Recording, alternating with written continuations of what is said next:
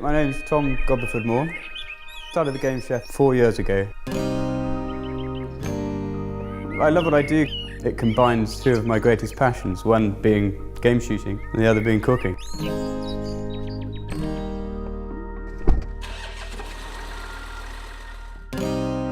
So we're heading out this morning. We're going to go and try and find some pheasants. It's a little bit foggy, so try and stick to the lower ground, I think. So we're going to use these pheasants for a Christmas pot. As you can imagine, I eat quite a lot of pheasants, so I'm going to make them extra special by covering them in a truffly cream and butter.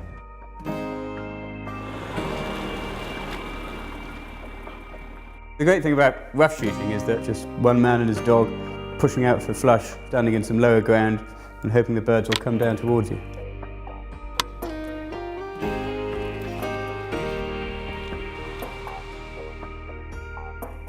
As long as you're within the pheasant shooting season, it doesn't really matter what time of day you go out. And if you're lucky enough to have a bit of ground you can go on, just get out there.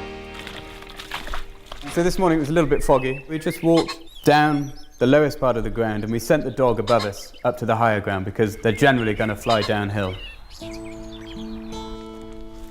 Shooting's fantastic. It still gets me a little bit shaky every time. It's fantastic, and there's very few things around that'll do that now. We sent Montgomery up into, we saw a little bit of gorse on the moor, so there was a little bit of cover where they might have been feeding. Bring it on in. Bring it on. Montgomery went up, sniffed about, flushed some out, and we had a fantastic shot at that cock bird. Came almost directly over. It was a little bit of a difficult flush for Montgomery because it landed in all that prickly gorse, but we just about managed it.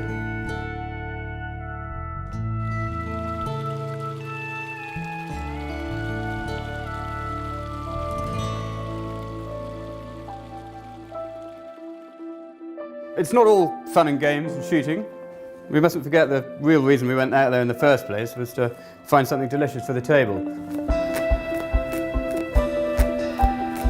It starts with butchering the meat, so you're taking off the legs, taking the thigh bone out of the legs, really simple process.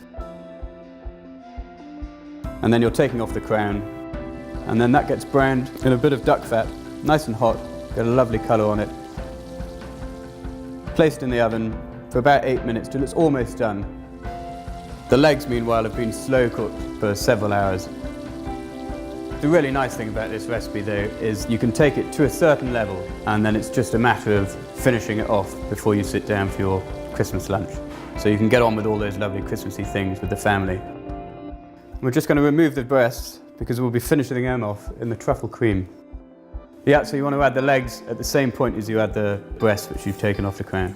The legs have already been slow cooked, so they will be melting and unctuous and really delicious. And all we're doing with them is reheating and flavouring them in that very rich truffle cream.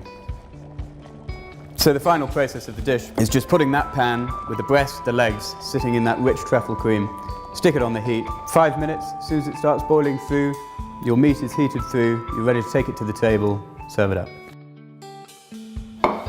It really is a marvellous feeling. I've had a fantastic morning sport. I've been involved in every element of this dish's creation, from the slaughter of the bird, to the preparation of the meat, to the cooking, and now the best bit of all, the eating.